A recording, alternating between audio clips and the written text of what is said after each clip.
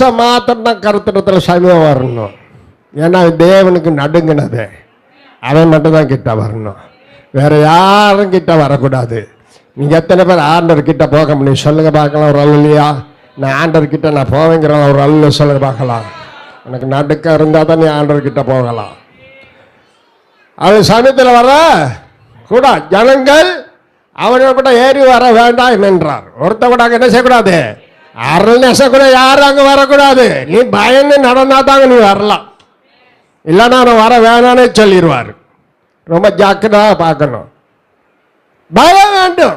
ஆண்டவர் யாராவது பேருக்கு முதலாவது விசுவாசிகளுக்கு என்ன வேணும், ஒரு பயம் வேண்டும். பயம் பயம் ஞாயிற்றுக்கிழமை ஆகிட்டா வேலைக்கு போகிறது, ஊருக்கு போகிறது, எல்லா இடத்துக்கும் போய் சுற்றுறது, ஞாயிற்றுக்கிழமை தேவனை ஆராய்க்கலாம். பயம் இல்லை.